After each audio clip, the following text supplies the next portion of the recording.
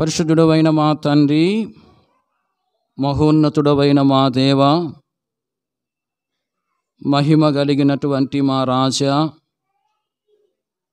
మీ పాద సన్నిధిలో చేరి మీ ప్రియ కుమారుడు మా రక్షకుడైన యేసుక్రీస్తు నామమున మీకు స్తోత్రమును చెల్లిస్తూ ఉంటున్నాం. ఇంతవరకు ఈ పరిచర్యలో మీరు మాకు సహాయం చేస్తూ వచ్చిన విధానం కొరకు స్తోత్రములు. మా మధ్యలో ఉంచబడిన ప్రభు బలను బట్టి మిమ్మల్ని స్తుతిస్తున్నాము. ఆరాధనలో భాగంగా ప్రభు యొక్క బలను సమీపించక మునుపు మీ వాక్యము ద్వారా మాతో మీరు మాట్లాడుతున్నామని మీకు మనవి చేస్తూ ఉంటున్నాం. నిలబడుతున్న మీ దాసుని మీరు కరుణించండి. అయోగ్యుడను నిష్ప్రయోజకుడను మీ సన్నిధిని నిలిచి పరిచర్య చేయటకు ఏమాత్రం అర్హత లేనివాడన్నాయన, మీరు నన్ను కరుణించి మీ కలవరి శిలువ రక్తము చేత నన్ను కడిగి పవిత్రపరచండి. మీ సిలువు చాటును మరుగుపరుచుకుని మీ ఆత్మపూర్ణిగా చేసి అభిషేకించి వాడుకొనండి. ఇదిగో నీ నోటి నా మాటలుంచి ఉన్నానని మీరు సెలవిచ్చిన మాటను మీరు నా పక్షంగా నెరవేర్చండి. నీవు పలకొలసిన దాన్ని నీకు బోధించదనని మీరు సెలవిచ్చినటువంటి మాటను ప్రభువా మీరు నా పక్షంగా నెరవేర్చండి. మీ పరలోకపు సింహాసనము నుండి మీ మెల్లనైన మధురమైన స్వరాన్ని మీరు మాకు వినిపించండి. మీ ప్రజలు వాక్యం మీదనే మనసుంచి శ్రద్ధతో వాక్యాన్ని విని మేలు పొందేదాని కొరకు సహాయం చేయండి. నీకు విరోధంగా రూపింపబడిన ఈ ఆయుధం వర్ధలుగా నీ వాక్యం రాయబడిన మాట ప్రకారం శత్రుకర లయపరచండి. ప్రతి ఒక్కరిని మీ స్వాధీనంలో ఉంచుకునండి. వాక్యం యొక్క వెలుగులో మేము పరీక్ష చేసుకోవడానికి, మా జీవితాల్లో ఉన్న లోపాలను సరిచేసుకోవడానికి, యోగ్యంగా బలలో పాలుపంపులు పొందడానికి సహాయం చేయండి. మీ వాక్యము ద్వారా మేమెంతో ధైర్యపరచబడినట్లుగా, ఆదరించబడినట్లుగా, క్షేమమును పొందినట్లుగా సహాయపడుతున్నామని మీ కృప కలిగిన హస్తములకు అప్పగించుకుంటూ మిమ్మల్ని స్తుతిస్తూ మీ కలవరి శిలువ రక్త ప్రోక్షణ కిందకి తెచ్చుకుంటూ యేసుక్రీస్తు ప్రభు నామమున ప్రార్థించి స్తుతించి వేడుకొనుచున్నాం తండ్రి, ఆమేన్.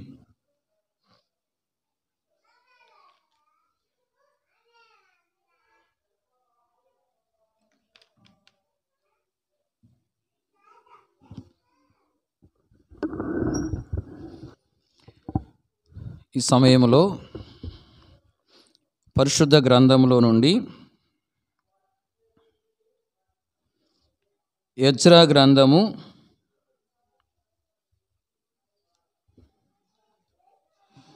10వ అధ్యాయము 13వ వచనాన్ని మనమందరం కలిసి చదువుకుందాం. పేజీ సంఖ్య 400 పాత నిబంధనలో ఎజ్రా గ్రంథము 10వ అధ్యాయము 13వ వచనం. అయితే జనులు అనేకులై ఉన్నారు, మరియు ఇప్పుడు వర్షం బలముగా వచ్చుచున్నందున మేము బయట నిలవలేము. ఈ పని 1-2 దినములలో జరుగునది కాదు. ఈ విషయంలో అనేకులము అపరాధులము. కాబట్టి సమాజ పెద్దలందరినీ ఈ పని మీద ఉంచవలెను. మనం చదువుకుంటూ వచ్చిన ఈ వాక్య భాగములో అపరాధులము అనే మాటను మనము గమనిస్తూ ఉంటున్నాం. ఎవరైతే రక్షణ పొందకుండా, ప్రభువుని అంగీకరించకుండా, పాపక్షమాపణ పొందకుండా ఉన్నారో వారు ఇంకా అపరాధులుగానే ఉన్నారని వాక్యము తెలియపరుస్తూ ఉంది. అపరాధులుగా ఉన్న మనుషులను నిరపరాధులుగా చేయడానికి ప్రభు అయిన యేసుక్రీస్తు వారు పరలోకములో ఆయనకున్న ఘనత అంతా వదులుకొని ఈ లోకానికి వచ్చాడు. ఆ కలవరి శిలువలో తన ప్రశస్తమైన రక్తం అంతటిని చిందించి తన ప్రాణం అర్పించాడు. సమాధి చేయబడి తిరిగి లేచి అనేకులు కనబడి అనేకులు చూస్తుండగా పరలోకానికి వెళ్ళాడు. పరలోకానికి వెళ్ళిన ప్రభు తిరిగి మరలా రాబోతూ ఉన్నాడు. గమనించండి, మరి ఇంతటి త్యాగాన్ని ప్రభువు దేని కొరకు చేశాడంటే అపరాధులుగా ఉన్న మనుషులను నిరపరాధులుగా చేయడానికి. ఎవరైతే యేసు ప్రభు నమ్మి హృదయపూర్వకంగా పాపాలు ఒప్పుకొని అపరాధములు దోషములను ఒప్పుకొని క్షమించమని ప్రభువుని అడుగుతారో ప్రభు వారి యొక్క అపరాధములన్నింటినీ క్షమించి వారిని నిరపరాధులుగా చేస్తాడు. ఎవరైతే నిరపరాధులుగా చేయబడతారో వారు ఈ లోకములో నిజమైన శాంతి సంతోషాన్ని కలిగి ఉంటారు. అంతేకాదు ఎల్లప్పుడూ సంతోషం ఉండి పరలోకానికి వారు వారసులుగా చేయబడతారు. మరి నిరపరాధులుగా చేయబడకుండా అపరాధులుగానే, అంటే పాపులుగానే, దోషులుగానే ఎవరైతే ఉంటారో వారు మరి ఈ లోకంలో జీవించినంత కాలము నిజమైన శాంతి సంతోషం లేని వారుగా ఉంటారు. ఈ లోకాన్ని విడిచిపెట్టిన తర్వాత వాళ్ళు పాతాళానికి వెళ్ళిపోతారని వాక్యం తెలియపరుస్తూ ఉంది. పాతాళం అంటే అక్కడ అగ్ని ఉంటుంది. అక్కడ మరి నిత్యం అగ్నిలో కాలుతూ యాతన పడుతూ ఉండాలి. బహు భయంకరమైన స్థలము. కాబట్టి గమనించండి, ఇంకా అపరాధములోని అపరాధిగా నీవు ఉన్నట్లయితే ఇప్పుడైనా ప్రభుని అంగీకరించి నిరపరాధిగా చేయబడి పరలోకాన్ని సొంతం చేసుకోవాలని వాక్యము హెచ్చరిక చేస్తూ ఉంది. కాబట్టి ఎవరైతే ఇంకా ప్రభుని ఎరగకుండా రక్షణ పొందకుండా ఉన్నారో వారు ఇప్పుడైనా ప్రభుని అంగీకరించి ప్రభు కొరకు జీవించేదాని కొరకు తీర్మానం చేసుకోవాలని ప్రభు పేరట మీకు మనవి చేస్తూ ఉంటున్నాం.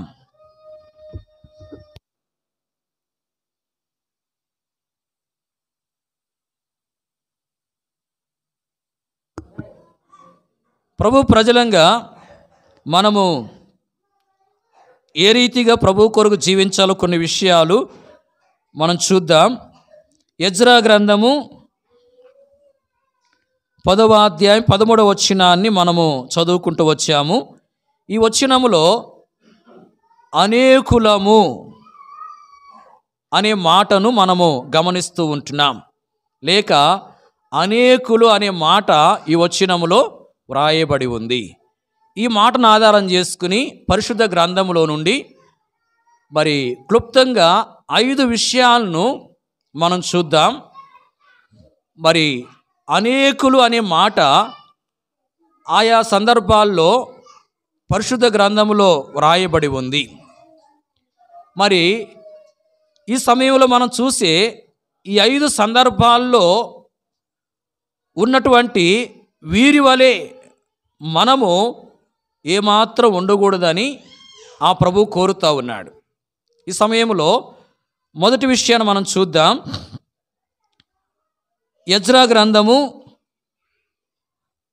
10వ అధ్యాయము 13వ వచనములో చూడండి. అయితే జనులు అనేకులై ఉన్నారు, మరియు ఇప్పుడు వర్షము బలముగా వచ్చుచున్నందున మేం బయట నిలవలేము. ఈ పని 1-2 దినముల్లో జరుగునది కాదు. ఈ విషయంలో అనేకులము అపరాధులము. కాబట్టి సమాజ పెద్దలందరినీ ఈ పని మీద ఉంచవలెను.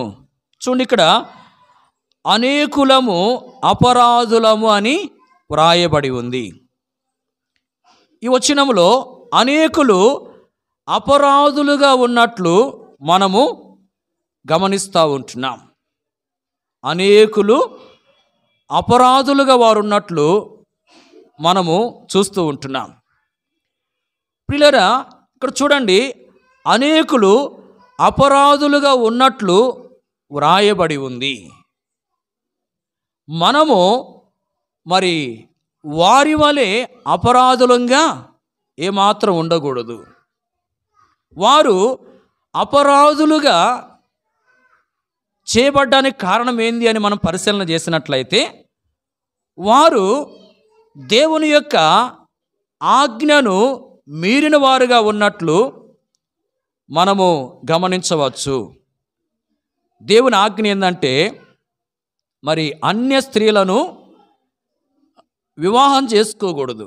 ఇశ్రాయేలీయులకు దేవుడిచ్చిన ఆజ్ఞ ఏంటంటే అన్య స్త్రీలను వివాహం చేసుకోకూడదని ద్వితీయోపదేశకాండములో 5వ అధ్యాయం 3వ వచనములో రాయబడి ఉంది. మరి అన్ని జనులతో వియ్యమందకూడదు వీళ్ళు. అయితే ఇశ్రాయేలు అనేకులు ఏం చేస్తూ వచ్చారంటే అన్య స్త్రీలను మరి వివాహం చేసుకుంటూ వచ్చారు. ఆ సంగతి ఈ అధ్యాయం 10వ వచనములో రాయబడి ఉంది. ఎజ్రా గ్రంథము 10వ అధ్యాయం 10వ వచనములో ఆ సంగతి రాయబడింది. అంటే వీరు దేవుని యొక్క ఆజ్ఞను మీరిన వారుగా ఉన్నారు. దేవుని యొక్క ఆజ్ఞను వారు మీరుతూ వచ్చారు కాబట్టి వారు అపరాధులుగా చేయబడతా వచ్చారు. ప్రియుల, ఎవరు అపరాధులు అంటే దేవుడిచ్చినటువంటి ఆజ్ఞను అతిక్రమించేవారు. దేవుడిచ్చినటువంటి ఆజ్ఞను ఎవరైతే మీరేవారుగా ఉంటున్నారో వారు అపరాధులని వాక్యం తెలియపరుస్తూ ఉంది. అన్య స్త్రీలను వివాహం చేసుకోకూడదని దేవుడు ఆజ్ఞాపించాడు. ఆ ఆజ్ఞను వారు పాటించలేదు. ఆజ్ఞను అతిక్రమించి అన్య స్త్రీలను వారు వివాహం చేసుకుంటూ వచ్చారు. కాబట్టి వాళ్ళు అపరాధులుగా ఎంచబడ్డారు. ప్రియులారా, మనలో కూడా దేవుని యొక్క ఆజ్ఞలకు అవిధేయత చూపించే విధానం ఉంది అంటే మనం ఎవరమి చెప్పండి? మనము కూడా అపరాధులమే.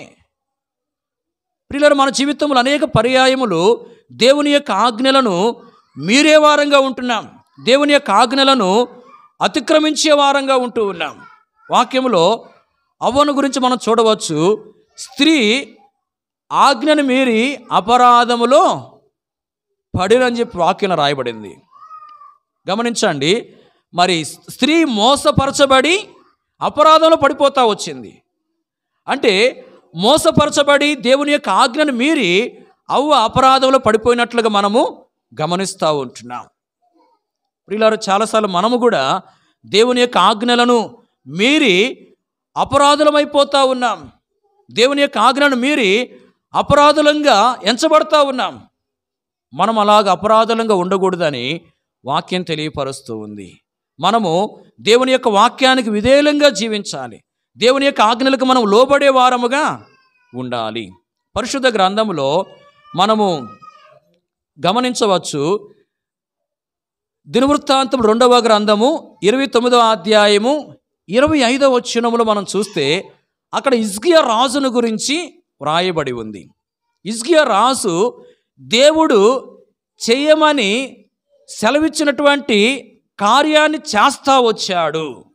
దేవుడు తన ప్రవక్తల ద్వారా ఏమి చేయమని సెలవిచ్చాడు అంటే వాయిద్యాలు వాయించేదాని కొరకై లేవీలను ఏర్పాటు చేయాలని చెప్పి దేవుడు ఆజ్ఞాపిస్తూ వచ్చాడు. దేవుడు ఆజ్ఞాపించిన ప్రకారం, అంటే దేవుడు సెలవిచ్చిన ప్రకారము, దేవుడు చేయమని చెప్పిన ప్రకారము హిజ్కియా రాజు ఏం చేశాడంటే దేవుని యొక్క మందిరంలోనికి వెళ్ళిపోయి అక్కడ వాయిద్యాలు వాయించేదాని కొరకై లేవీలను ఏర్పాటు చేస్తూ వచ్చాడు. అంటే ఇక్కడ మరి ఈ యొక్క హిజ్కియా రాజు దేవుడు చేయమని చెప్పిన కార్యాన్ని చేస్తూ వచ్చాడు. అలాగే వాక్యములు మనం గమనించవచ్చు. దానియేలు గ్రంథం 3వ అధ్యాయంలో శద్రకు మెషకు అబేద్నెగోలు ఉన్నారు. వారు దేవుడు చేయొద్దని ఆజ్ఞాపించిన కార్యాన్ని చేయలేదు. దేవుడు ఏం చేయొద్దని ఆజ్ఞాపించాడు? విగ్రహాలకు నమస్కారం చేయొద్దని చెప్పి ఆజ్ఞాపిస్తూ వచ్చాడు. వీరు ఆ రాజు నిలబెట్టించిన ప్రతిమకు ఏమాత్రం కూడా నమస్కారం చేయలేదు. చూడండి, ఇక్కడ హిజ్కియా రాజేమో దేవుడు చేయమని ఆజ్ఞాపించిన కార్యాన్ని చేశాడు. శద్రకు మెషకు అబేద్నెగోలేమో దేవుడు చేయొద్దని ఆజ్ఞాపించిన కార్యాన్ని చేయలేదు.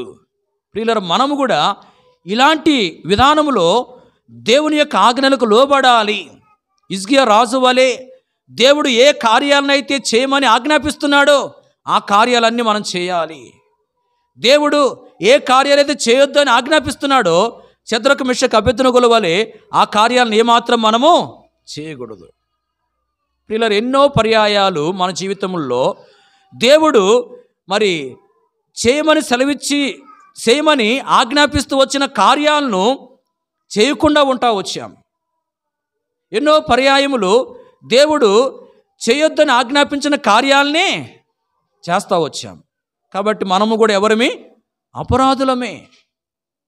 కాబట్టి ఏం చేయాలి? ఒప్పుకోవాలి. ప్రభువా, నేను అపరాధిని, నేను ఎన్నో అపరాధములు చేస్తూ వచ్చాను, ఎన్నో పర్యాయములు నీ యొక్క ఆజ్ఞలను మీరి మరి అపరాధిగా నేను చేయబడుతూ వచ్చాను, నన్ను క్షమించు ప్రభువా. నేను అపరాధిగా ఉండక నిరపరాధిగా ఉండేదాని కొరకు నాకు సహాయం చేయమని ప్రభువుని మనము వేడుకోవాలి. రెండో విషయాన్ని మనం చూద్దాం. చూడండి, మొదటి మాట ఏం చూస్తూ వచ్చాము? అనేకులు అపరాధులు అనే మాటను మనం చూస్తూ వచ్చాం. రెండోది చూడండి, కొరింథీయులకు రాసిన మొదటి పత్రిక 11వ అధ్యాయము 30వ వచనం. 11:30 చదవండి. ఇందువలనే మీలో అనేకులు బలహీనులను రోగులనై ఉన్నారు, చాలామంది నిద్రించుచున్నారు. చూడండి, ఇక్కడ మీలో అనేకులు బలహీనులను రోగులనై ఉన్నారని చెప్పి రాయబడి ఉంది. అంటే అనేకులు బలహీనులుగా రోగులుగా ఉన్నట్లు వాక్యములు మనం చూస్తున్నాం. అనేకులు ఎలా ఉన్నారు చెప్పండి? బలహీనులుగా రోగులుగా ఉంటూ ఉన్నారు. పిల్లలు చూడండి, ఇక్కడ మరి పౌలు కొరింథీలో ఉన్న దేవుని ప్రజలకు పత్రిక రాస్తూ ఇక్కడేమంటున్నాడంటే మీలో అనేకులు బలహీనులుగా ఉన్నారు, రోగులుగా ఉన్నారు అంటూ ఉన్నాడు. భౌతికంగా ఆత్మీయంగా కూడా వారు బలహీనులుగా రోగులుగా ఉన్నట్లు మనము అర్థం చేసుకోవచ్చు. ఎందుకు ఆ విధంగా వారు బలహీనులుగా రోగులుగా చేయబడతా వచ్చారంటే ప్రభు యొక్క బలలో అయోగ్యంగా వారు పాలుపొమ్ములు పొందారు. ఏమా వింటున్నారా? ప్రభు యొక్క బలలో అయోగ్యంగా పాలుపొమ్ములు పొందుతూ వచ్చారు. దాన్ని బట్టి వాళ్ళు ఏమైపోయారు? బలహీనులు అయిపోయారు, రోగులైపోయారు. పిల్లలు ప్రభు యొక్క బలలో మరి ఆషామాషిగా మన చేతులు వేయకూడదు. మనము యోగ్యత ఉంటేనే బలలో చేవేయాలి. యోగ్యత లేదని ఒక వారము మనం బలలో పాలుపొంపులు పొందలేదు. రెండో వారానికి ఏం చేయాలా? సరిచేసుకుని సరిదిద్దుకుని రెండో వారము పాలుపొంపులు పొందాలి. యోగ్యత లేదని చెప్పి మరి వారాల తరబడి ప్రభు యొక్క బల్లకు దూరంగా ఉండడం కూడా మంచిది కాదు. గమనించండి, వారాల తరబడి ప్రభు యొక్క బలలో పాలుపొంపులు పొందకుండా ఉండడం ద్వారా నష్టం ఉంది. మరి బలలో అయోగ్యంగా పాలుపొంపులు పొందడం ద్వారా కూడా నష్టం ఉంది. కాబట్టి మన జీవితంలో గమనించండి, ఎందుకు మనము బలహీనము రోగులమైపోతున్నాము అంటే ప్రభు యొక్క బలలో అయోగ్యంగా పాలు పొందుటను బట్టి. గత ఆదివారం నుంచి ఆదివారం వరకు మరి 2-3 పర్యాయములు అబద్ధాలు ఆడామనుకోండి. ఆ అబద్ధాల విషయమై ప్రభు సన్నిధిలో మోకరించి క్షమాపణ కోరుకుని, క్షమించు ప్రభువా, నేను మరి ఈ సందర్భాల్లో అబద్ధాలు ఆడుతూ వచ్చాను అని పశ్చాత్తాపంతో ఒప్పుకుని క్షమాపణ కోరుకుని ప్రభుత్వం మనం సమాధానపడి సరిచేసుకోవాలి. అట్లా సరిచేసుకోకుండా సరైన విధానంలో ప్రభు సన్నిధిలో మరి ఒప్పుకుని క్షమించమని వేడుకోకుండా అదే ప్రకారంగా వచ్చేసి ఆదివారం ప్రభు యొక్క బలలో పాలుపొంపులు పొందితే అదేమవుతుంది? అయోగ్యముగా పాలు పొందినట్టు అవుతుంది. ఎవరినైనా మనము కాని మాటలు దూషించామనుకోనండి, కొన్ని కాని మాటలు మనం మాట్లాడుతూ వచ్చాం. మరి ఆ కాని మాటలు మాట్లాడిన ఆ సందర్భాల విషయమై ఏం చేయాలా? ప్రభు సన్నిధిలో మరి ఒప్పుకుని క్షమాపణ కోరుకుని ఆ విధంగా మరి ప్రభుతో సమాధానపడి సరిచేసుకోవాలి. అలా సరిచేసుకుని బలలో పాలుపొంపులు పొందాలి. అలా సరిచేసుకోకుండా మరి కాని మాటలు పలికి వారం అంతట్లో ఆయా సమయాలు కాని మాటలు పలికి మరి దాని విషయంలో ఒప్పుకొని క్షమాపణ కోరుకోకుండానే ప్రభు యొక్క బలలో పాలుపొంపులు పొందితే అది అయోగ్యంగా పాలుపొంపులు పొందినట్టు అవుతుంది. గమనించండి, మన జీవితంలో మరి దేవునికి వ్యతిరేకమైనటువంటి విధానములో మనం ప్రవర్తించిన సందర్భాల విషయమై ప్రభు సన్నిధిలో క్షమాపణ కోరుకుని ఒప్పుకుని క్షమాపణ కోరుకుని సరిచేసుకోవాలి. సరిచేసుకుని బలలో పాలుపొంపులు పొందాలి. కానీ మనలో ఉన్న లోపాలు, దేవునికి వ్యతిరేకంగా మనం చేసిన కార్యాలను ఒప్పుకోకుండా ప్రభు సన్నిధిలో క్షమాపణ కోరుకోకుండా మనం ఉండి అలాగే ప్రభు యొక్క బలలో పాలుపొంపులు పొందితే అది అయోగ్యంగా పాలుపొంపులు పొందినట్టు అవుతుంది. అయోగ్యంగా పాలుపొంపులు పొందితే ఏమవుతాము? ఆత్మీయంగా భౌతికంగా కూడా బలహీనమైపోతాము, రోగులమైపోతాము. కాబట్టి ప్రియులారా, అయోగ్యంగా ఏమాత్రం ప్రభు యొక్క బలలో మనము పాలుపొంపులు పొందకూడదు. గడిచిన కాలం అంతటిలో ఎక్కడెక్కడ తప్పిపోయినామో, ఎక్కడెక్కడ దేవునికి వ్యతిరేకంగా నడిచినామో, దేవునికి వ్యతిరేకమైన కార్యాలు చేస్తూ వచ్చామో వాటి విషయంలో ప్రభు సన్నిధిలో ఒప్పుకుని సరైన విధానంలో పశ్చాత్తాపంతో క్షమాపణ కోరుకుని అలాగ సరిచేసుకుని మరి యోగ్యంగా ప్రభు యొక్క బలలో పాలుపొంపులు పొందాలి. పిల్లలు గమనించండి, ఇక్కడ అనేకులు ఎలా ఉన్నారు? బలహీనులుగా రోగులుగా ఉన్నారు. మూడో మాట చూడండి, సమూయేలు మొదటి గ్రంథం 6వ అధ్యాయం 19వ వచనం. సమూయేలు మొదటి గ్రంథము 6వ అధ్యాయం 19వ వచనం.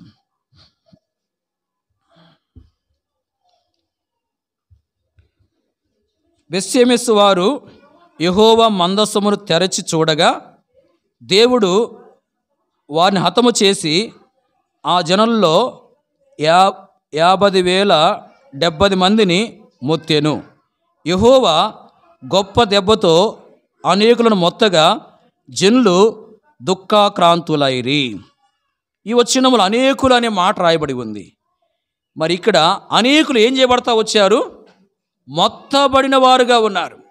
గమనించండి, అనేకులు దేవుని చేత ఏం చేయబడ్డారు? మొత్తబడతా వచ్చారు. ప్రియులారా, ఎందుకు దేవుడు వారిని మొత్తాడు? సమూయేలు మొదటి గ్రంథంలో 6వ అధ్యాయం 19వ వచనంలో ఆ మాట చూస్తున్నాం. ఎందుకు దేవుడు వారిని మొత్తాడు? మందసాన్ని తెరచి చూశారు. ప్రియులారా, ఫిలిష్తీయుల ప్రాంతానికి మందసం వెళ్ళింది ఈ సమూయేలు మొదటి గ్రంథంలో.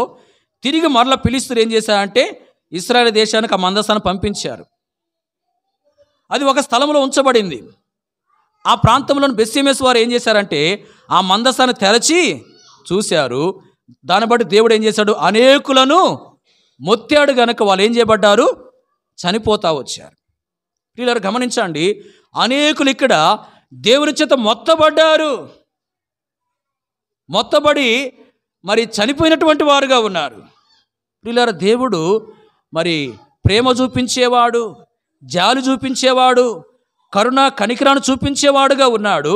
అదే సమయంలో దేవునికి వ్యతిరేకంగా నడుచుకుంటే, దేవునికి వ్యతిరేకంగా జీవిస్తే, ప్రభుని ఎరిగి కూడా రక్షణ పొంది కూడా ప్రభు ప్రజలుగా జీవిస్తూ కూడా దేవునికి వ్యతిరేకమైన కార్యాలు చేస్తూ ఉంటే ఏం చేస్తాడు? ఆయన మొత్తేవాడుగా ఉంటాడు. గమనించండి, దేవునికి వ్యతిరేకంగా ఒక కార్యం చేశాము, దేవుడు ఏం చేయలేదులే, ఇంకొకసారి ఇదే కార్యం చేద్దామని చెప్పి అలాగే చేస్తే దేవునికి ఒక సమయం ఉంటుంది. దేవుడు తన సమయంలో ఏం చేస్తాడు? మొత్తుతాడు. దేవుడు మొత్తే అంతవరకు మనము తెచ్చుకోకూడదు.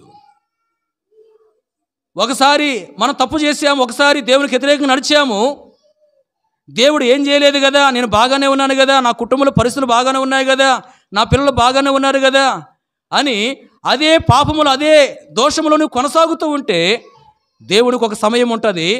ఆ సమయంలో దేవుడు ఏం చేస్తాడు? మొత్తుతాడు. ఏదో ఒక రోగమో, ఏదో ఒక సమస్య, ఏదో ఒక శోధనో కలిగిద్ది. ప్రియులారా, అంత వరకు మనం తెచ్చుకోకూడదు. గమనించండి, ఇక్కడ దేవుడు అనేకులు మొత్తుతా వచ్చాడు. మొత్తినప్పుడు వాళ్ళు ఏమైపోయారు? చనిపోతా వచ్చారు. వారు ఎందుకు మొత్తబడ్డారు అంటే మరి మందసాన్ని తెరచి వాళ్ళు ఏం చేశారు? చూశారు. ప్రియులారా, మందసాన్ని తెరిచి మరి చూడడం అనేది ఏమాత్రం కూడా మంచిది కాదు. అది నేరము దేవుని దృష్టికి. అంటే వారు చూడకూడని దాన్ని చూస్తూ వచ్చారు. ప్రియులారా, మన జీవితంలో కూడా చూడకూడని వాటిని మనం చూసేవారంగా ఉంటే దేవుడు మొత్తే అవకాశం ఉంది. గుర్తుపెట్టుకోవాలా. చాలామంది దేవుని ప్రజలు మరి ఈ దినాల్లో మరి ఆత్మీయంగా బలహీనలైపోయి చూడకూడని వాటిని చూస్తూ కొనసాగుతూ ఉన్నారు. అయితే దేవుడు చూస్తాడు, కొంత సమయం ఇస్తాడు. మరి సరి చేసుకోకుండా అలాగే సాగితే ఏం చేస్తాడు? ఏదో ఒక రకంగా మొత్తుతాడు. కాబట్టి చూడకూడని వాటిని మరి నువ్వు చూస్తూ ఉన్నావు, ఒకసారి ఆలోచన చేసుకో. అలాంటి స్థితిని వదిలిపెట్టాలి. పరిశుద్ధ గ్రంథంలో మరి కొంతమంది కొన్ని విధాలైన చూపులు కలిగి ఉన్నారు. వాక్యంలో మనం గమనించవచ్చు. ఆదికాండం 19వ అధ్యాయంలో లోతు భార్య వెనుక నుండి చూసినట్లుగా మనం గమనించవచ్చు. ఏమైంది? ఆమె ఉప్పు స్తంభం అయిపోయింది. ఆమె యొక్క చూపు ఎలాంటిదంటే మరి వెనక చూపు, వెనక నుండి చూచింది. అంటే సొదొమ పట్టణంలో నుండి బయటకు వచ్చారు వాళ్ళు కుటుంబంగా, లోతు తన భార్య పిల్లలు బయటకు వచ్చి దేవుడు మరి వెళ్ళమని చెప్తున్నాడు ఆ పర్వతానికి. కాదు, ఈ గ్రామానికి వెళ్తానని చెప్పి లోతు చెప్పాడు. సరే వెళ్ళమని దేవుడు చెప్పాడు. మరి వెళ్తూ ఉన్నారు వాళ్ళు. దేవుడు వాళ్ళకి ఏం చెప్పాడు అంటే వెనకకి తిరిగి చూడొద్దని చెప్పాడు. కానీ లోతు భార్య ఏం చేసింది? దేవుడు చూడొద్దన్న దాన్ని చూసింది. ప్రియులారా, ఈమె వెనక చూపు కలిగి ఉంది. మరి చాలామందిలో వెనక చూపు ఉంటుంది. వెనక చూపు అంటే మనం గమనించవచ్చు, ఈమె విడిచిపెట్టిన దాని వైపు చూసింది. ఏం విడిచిపెట్టింది? సొదొమ పట్టణాన్ని ఏం చేసింది? విడిచిపెట్టింది. మరి విడిచిపెట్టిన దాని వైపు మరలా చూసింది. అంటే వెనక చూపు కలిగిన వారు ఎవరంటే మరి విడిచిపెట్టిన పాపాన్ని మరలా చేసేవాళ్ళు. ప్రభుని ఎరిగాం. మనము ఎరిగిన తర్వాత ఏం చేసినట్లు మనము అబద్ధాలను విడిచిపెట్టేశాం, దొంగతనాన్ని విడిచిపెట్టేశాం, బూతు మాటలు మాట్లాడి విడిచిపెట్టేశాం. మరి విడిచిపెట్టినటువంటి వీటిని మరలా చేయడం అనేది వెనకకు చూడడమే. గమనించండి, అబద్ధాలు విడిచిపెట్టాము, మరలా అబద్ధాలు ఆడుతూ ఉంటే ఏం చేస్తున్నట్టు? మనము వెనక చూపు చూస్తున్నట్లే. అలాగే బూతు మాటలు మాట్లాడేది విడిచిపెట్టేశాము, మరలా బూతు మాటలు మాట్లాడుతున్నామంటే వెనక చూపు చూస్తూ ఉన్నాం.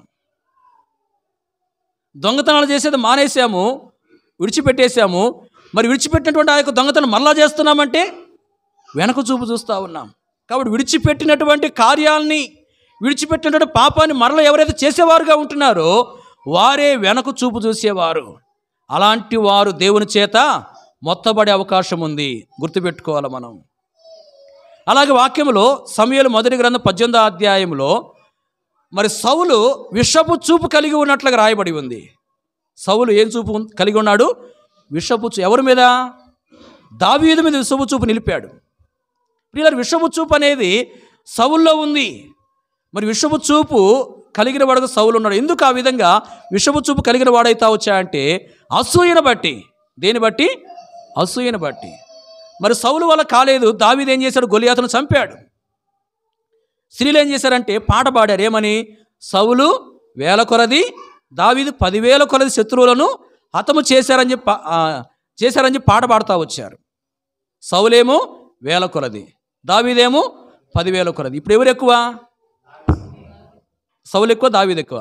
దావీదే ఎక్కువ. అంటే ఇప్పుడు దావీదుకి ఎక్కువ ఘనత వచ్చింది. సౌలు అక్కడ ఏం చేయబడ్డాడు? తగ్గించబడ్డాడు. నన్ను తక్కువ చేశారు, దావీదుని ఎక్కువ చేశారని చెప్పి దావీదు మీద అసూయ పెట్టుకున్నాడు. అసూయ పెట్టుకుని విషపు చూపు దావీదు మీద నిలిపాడు. ప్రియులారా, గమనించండి, ఇతరుల విషయంలో అసూయ అనేది మనలో ఉంటే మనలో ఏమున్నట్లంటే విషపు చూపు ఉన్నట్లు.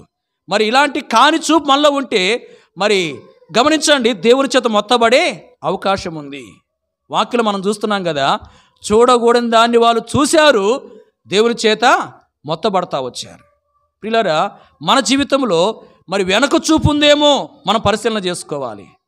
అంటే విడిచిపెట్టిన పాపాన్ని మరలా చేస్తున్నామేమో, మనలో విషపు చూపు ఉంటుందేమో జ్ఞాపకం చేసుకోవాలి. అనగా ఇతరుల విషయం అసూయ పడే వారంగా ఉంటున్నామేమో మనం పరిశీలన చేసుకోవాలి. ఇలాంటి చూపులు మనలో ఉండకూడదు. ఉంటే దేవుని చేత మొత్తబడే అవకాశం ఉంది.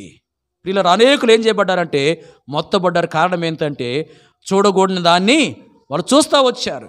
కాబట్టి ఇంతవరకు చూడకూడని వాడిని చూస్తున్నావా? ప్రభు సన్నిధిలో క్షమాపణ కోరుకో. ప్రభు, నన్ను క్షమించయ్యా, ఈ బలహీనతను విడిచిపెట్టలేకపోతున్నాను, దీని నుంచి విడిపించు ప్రభు అని ప్రభు సన్నిధిలో పశ్చాత్తాపంతో ఒప్పుకుని ప్రభు యొక్క సహాయం కొరకు ప్రార్థన చేసుకుంటే ప్రభువే చూడకూడని వాటిని చూడకుండా ఉండేదానికి సహాయం చేస్తాడు. ప్రియులారా, చూడకూడని వాటిని వారు చూస్తూ వచ్చారు కనుక అనేకులు ఏం చేయబడ్డారు? మొత్తబడ్డారు. 4వదిగా చూడండి వాక్యంలో, సంఖ్యాకాండం 21వ అధ్యాయం 6వ వచనం. సంఖ్యాకాండం 21:6. అందుకు యెహోవా ప్రజల్లోనికి తాపకరమైన సర్పములను పంపెను, అవి ప్రజలను కరవగా ఇశ్రాయేలులో అనేకులు చనిపోయిరి. ఇక్కడేం రాయబడింది అంటే అనేకులు అనే మాట రాయబడింది. ఇక్కడ అనేకులు ఏం చేయబడ్డారు? చనిపోయారు. అనేకులు చనిపోయినట్లుగా వాక్యంలో మనం చూస్తున్నాం. ఎందుకు వాళ్ళు చనిపోయారు? దేవుడు వారి మధ్యలోనికి తాపకరమైన సర్పములను పంపించాడు. ఆ సర్పాలు వారిని కరిశాయి కనుక వాళ్ళు ఏమయ్యారు? చనిపోతా వచ్చారు.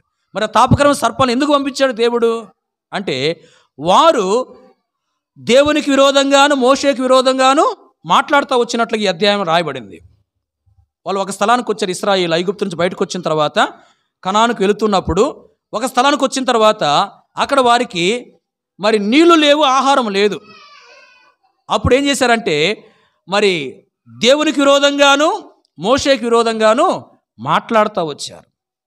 ప్రియులారా గమనించండి, దేవునికి విరోధమైనటువంటి మాటలు మాట్లాడుతున్న బట్టి దేవుడు ఏర్పాటు చేసుకుంటూ వచ్చిన తన సేవకుడైనటువంటి మోషేకి విరోధంగా మాట్లాడుతూ వచ్చిన దాన్ని బట్టి దేవుడు ఏం చేశాడంటే తాపకరమైన సర్పాలను పంపించాడు.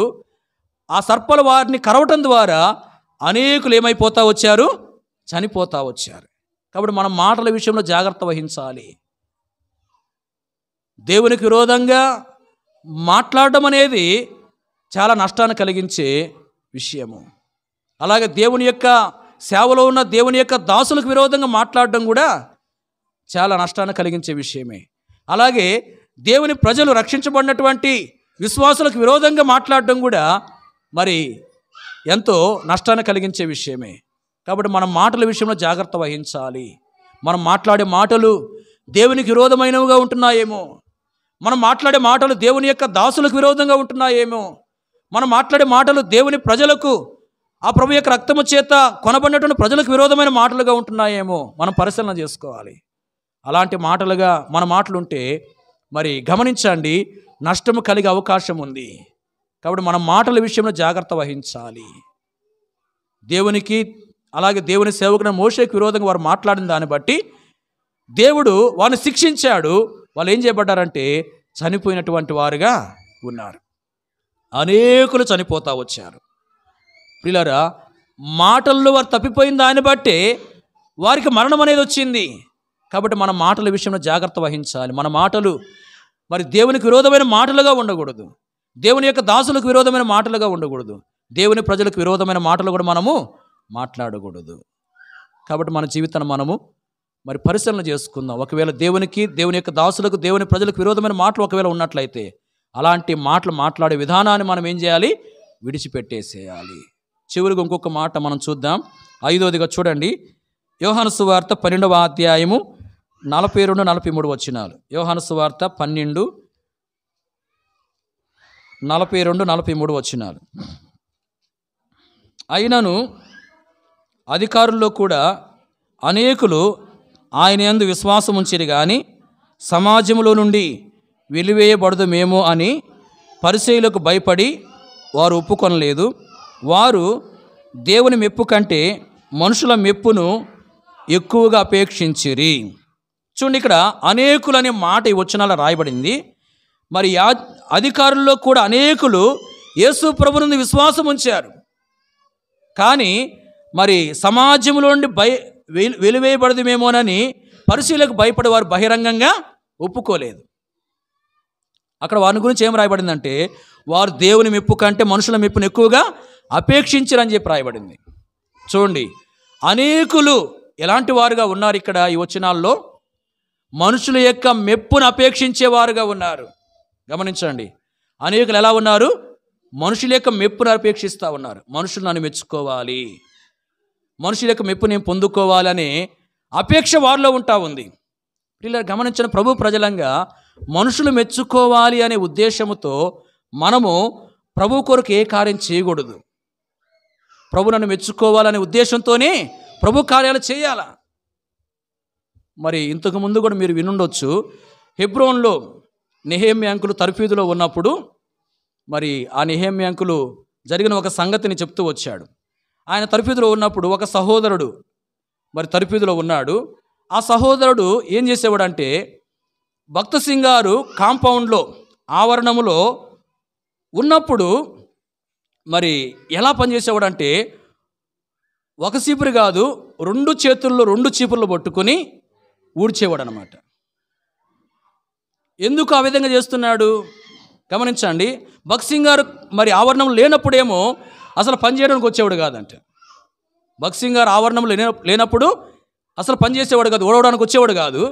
భక్త సింగ్ గారు ఆవరణంలో మరి ఉన్నప్పుడేమో ఒక చీపురు కాదు 2 చీపులు 2 చేతులతో పట్టుకుని ఎంతో శ్రద్ధగా ఊడ్చేవాడు అంట.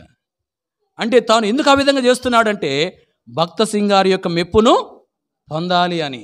ఆయన నన్ను మెచ్చుకోవాలా, నేను బాగా చేస్తున్నానని చెప్పి నన్ను పొగడాలా అనే ఉద్దేశంతో చేస్తూ ఉన్నాడు. చాలామంది మరి దేవుని సేవకులు మెచ్చుకోవాలని, లేకపోతే మరి విశ్వాసులు మెచ్చుకోవాలని దేవుని కార్యాలు చేసేవారుగా ఉంటారు. అలా మనం చేయకూడదు. మనుషుల ద్వారా మెప్పు పొందాలని, మనుషులు మెచ్చుకోవాలని ఉద్దేశంతో మనం కార్యాలు చేస్తే ప్రభు దగ్గర మనకు బహుమానం అనేది ఉండదు. ప్రభు నన్ను మెచ్చుకోవాలి అనే ఉద్దేశంతో ప్రభు కార్యాలు మనం చేయాలి. ప్రియులారా, మనము మనుషుల యొక్క మెప్పును అపేక్షించే వారంగా ఉండకూడదు. ప్రభు యొక్క మెప్పునే మనం అపేక్షించాలి. ప్రభు మెచ్చుకుని వాడే యోగ్యుడు అని చెప్పి వాక్యం రాయబడింది. గమనించండి, ఎవరు యోగ్యులు? ప్రభు మెచ్చుకునేవాడే యోగ్యుడు. కాబట్టి ప్రభు మనం మెచ్చుకోవాలి. కానీ మరి మనుషులు మెచ్చుకుంటే మనకేమాత్రం కూడా మరి ఆశీర్వాదం ఉండదు. కాబట్టి మనము ఇక్కడ అనేకులు మనుషుల యొక్క మెప్పుని అపేక్షించిన వారుగా ఉన్నారు. మనం వారి వలె ఉండకూడదు. మనుషుల యొక్క మెప్పును మనం అపేక్షింపక ప్రభు యొక్క మెప్పు కొరకే ప్రభు కార్యాలు మనం చేసేవారముగా ఉండాలి.